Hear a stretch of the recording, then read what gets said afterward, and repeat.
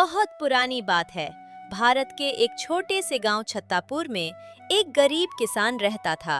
नाम था हरिया। हरिया का जीवन बेहद साधारण था, लेकिन उसका दिल बहुत बड़ा था। वह ईमानदार था, मेहनती था और सबसे बढ़कर उसे समय पर पूरा विश्वास था।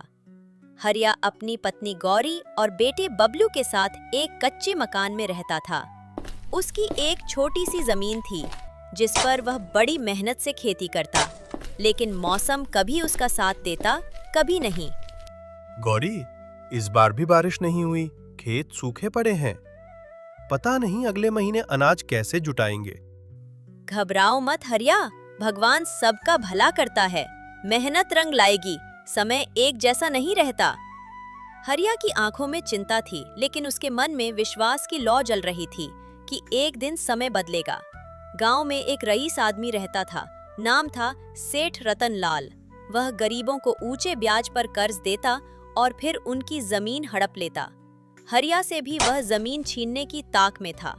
हरिया, जमीन बेच दे, तुझसे खेती नहीं होगी, तुझे तो कर्ज भी चुकाना है। सेठ जी, मैं भूखा रह लूंगा, लेकिन जमीन नहीं बेचूंगा।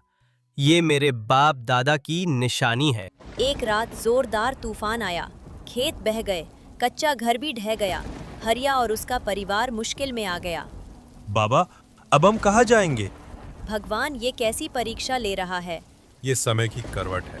अभी मुश्किल है, लेकिन यही समय हमें कुछ सिखाएगा भी। हरिया ने हार नहीं मानी। उसने दूसरों के खेतों में मजदूरी करनी शुरू की, बेटे को पढ़ाने की ठानी और समय के साथ खुद को बदलने की ठान ली। बबलू, तू पढ़ लिख ले। खेतों की मिट्टी हमें मेहनत करना सिखाती है, लेकिन शिक्षा हमें सोच बदलने की ताकत देती है। हाँ बाबा, मैं आपकी मेहनत बेकार नहीं जाने दूंगा। समय बीता। बबलू पढ़ लिख कर इंजीनियर बन गया, शहर में नौकरी करने लगा।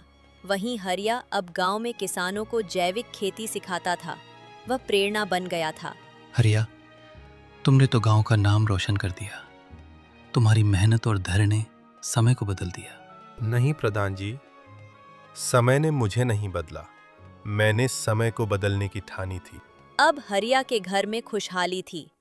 बबलू हर महीने पैसे भेजता था।